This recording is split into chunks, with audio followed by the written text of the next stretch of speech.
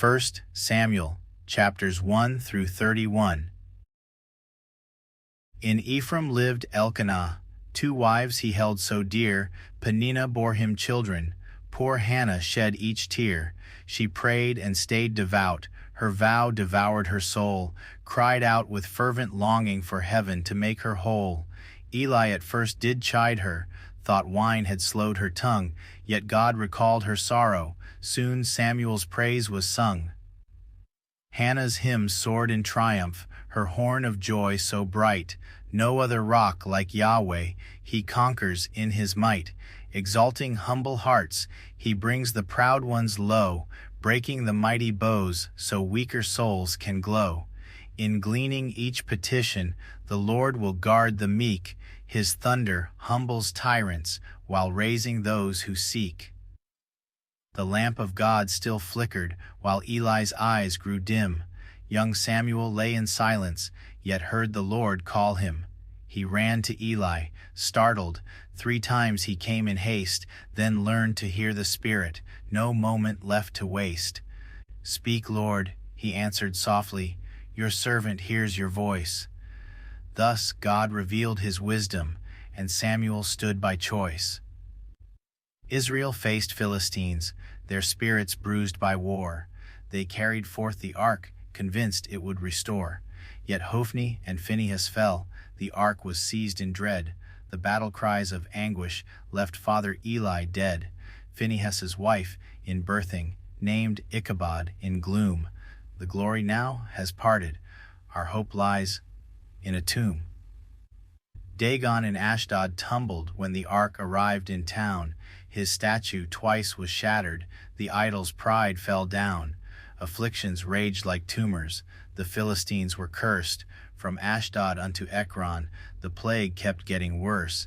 They passed the ark in terror, each city cried in fear, for God's strong hand brought judgment, his power crystal clear. For months the ark was captive, Philistines sought relief. They fashioned golden tokens to lift their cursed grief. 2 cows upon a wagon, with no path leading back, yet straight to Beth Shemesh they trod the holy track. Though God struck curious gazers, the ark was then revered.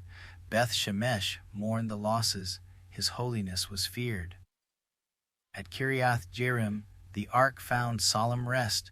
For 20 years all Israel sought God with deep protest. Samuel cried, "Turn fully, cast idols to the side." They gathered up at Mizpah, the Lord heard as they cried. Philistines were routed, God's thunder shook the ground.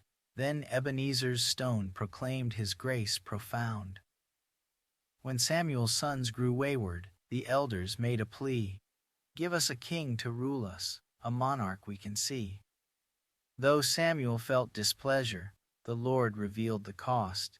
This rule would tax their harvests, their freedoms could be lost. Still Israel craved a sovereign to match the nation's claim. God told his prophet, "Listen, for they reject my name." Behold young Saul of Benjamin, so tall in every crowd. His father's donkey's missing, he wandered on unbowed. He sought the seer named Samuel, not knowing God's design, yet heaven's voice had whispered, "Anoint this man as mine. Fear not for straying livestock, a greater quest is near." So Samuel welcomed Saul and spoke the Lord's word clear. Samuel poured oil upon him, declaring he must reign. The Spirit stirred within Saul, a change he can't contain.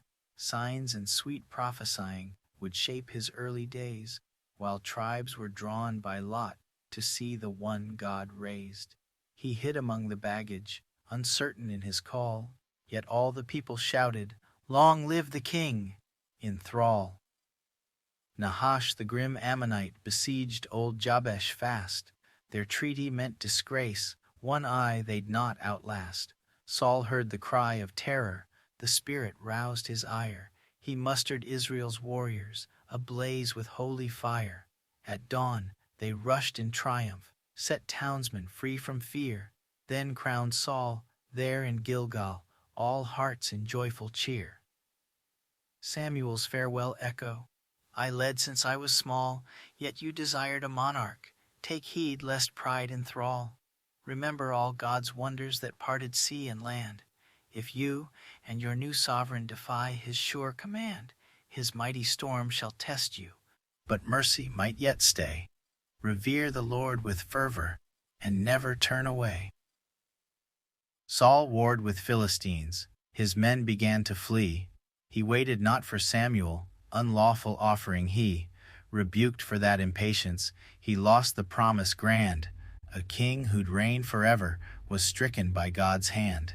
The Lord now seeks a servant whose heart aligns with his. So Samuel judged the folly that stained Saul's regal bliss.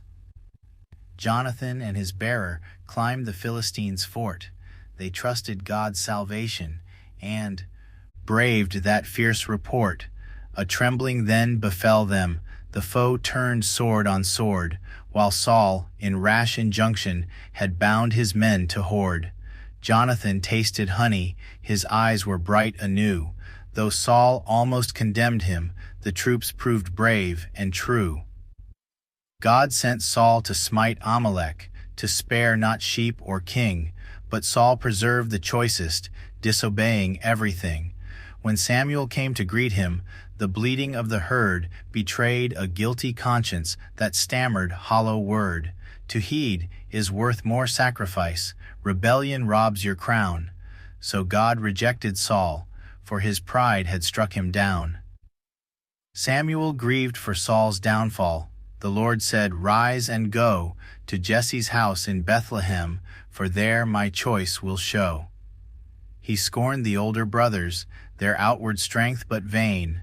Then young David, ruddy shepherd, was chosen to ordain. God's spirit filled the boy king. Saul's heart an evil stirred, so David's lyre brought solace whenever gloom recurred. Goliath towered mightily, he mocked with brazen cry. While Israel trembled, listless, no champion dared to try. But David scorned this giant, who cursed God's name so proud. He grabbed his sling and stones, with faith he faced the crowd. One stone that soared in triumph, the giant crashed in dust. All nations learned the power of God in David's trust.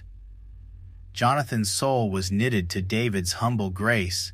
He gave his robe and armor, a bond time can't erase. Yet women praise the shepherd, 10,000s fall by Dave. And jealousy seized Saul, who plotted in a rave. He offered daughters cunningly to see if David'd fail, but still the Lord was with him. Each triumph would prevail. Saul's wrath burned hot against him. He ordered David slain, yet Jonathan pledged friendship, his loyal words not vain. Again the spear was hurled, again David would flee. Michal let him slip away, employing craft to free. To Naioth then he journeyed, with Samuel by his side, and when Saul's men approached them, God's Spirit did preside. David sought Jonathan, crying, What sin is counted mine? Your father yearns to kill me. His vengeance is a sign. They forged a secret signal, with arrows shot in field, confirming deathly danger that David must not yield. They parted in deep sorrow, their tears more strong than words, yet covenant love bound them, a vow no fear discords. To Nob fled David, hungry, where priest Ahimelech stayed. He ate the holy bread there, his urgency conveyed. He took Goliath's weapon, still searching for some peace, then hastened unto Gath, disguised for sweet release. Pretending madness humbly, he scratched the doors in fear. The king dismissed him quickly, God's hand still kept him near. At Adullam's cave, the troubled, the debtors found his lead. 400 men soon rallied, to David they would heed. But Saul, enraged and paranoid, unleashed a vicious blade. He slew the priests of Nob, whose aid to David was portrayed. Abiathar escaped there, to join the outlaws' band, and David vowed protection, firm under God's command. Keilah was plagued by Philistines. David rose to fight. He sought the Lord for guidance and triumphed by his might. Yet Saul advanced to corner him, his men in constant flight. The ephod served as counsel, revealing urgent plight. Jonathan came to bolster him, "Fear not, for you'll be king." But cunning foes pursued him, till God's own timely swing. Hidden in Engedi's cave, David beheld Saul near. He cut a piece of robe, but spared the king in fear. His conscience struck him swiftly. He bowed to Saul in grace. "Why chase me, great anointed? I bear you no disgrace." Saul wept in trembling insight, confessed his fault and sin.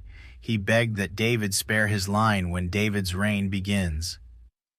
When Samuel died, a nation wept, and David journeyed on. He asked provisions kindly from Nabal, harsh and brawn. Abigail, wise and gracious, averted David's rage. Her humble gift and counsel were healing words so sage.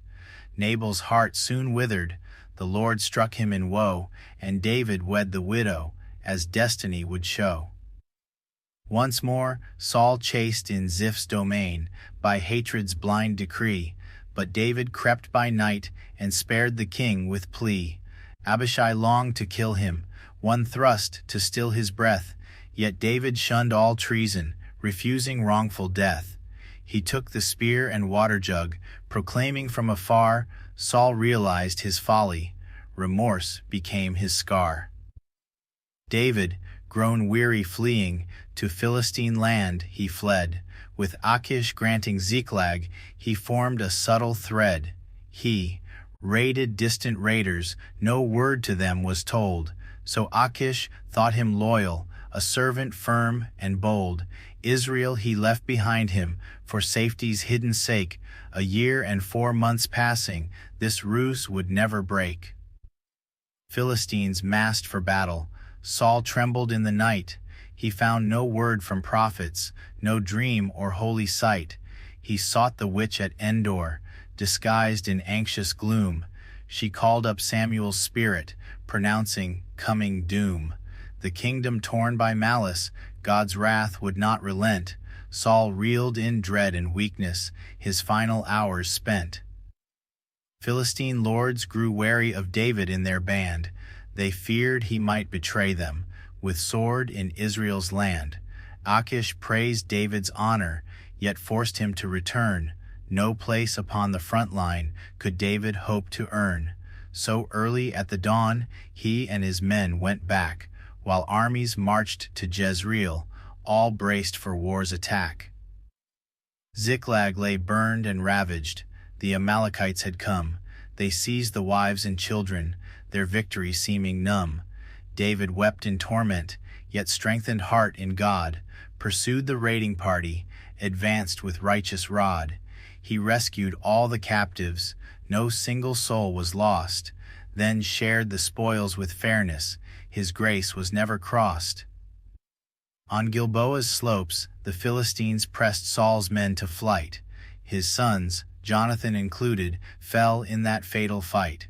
Wounded and filled with anguish, King Saul chose death by sword. His armor-bearer followed, their mortal threads all floored.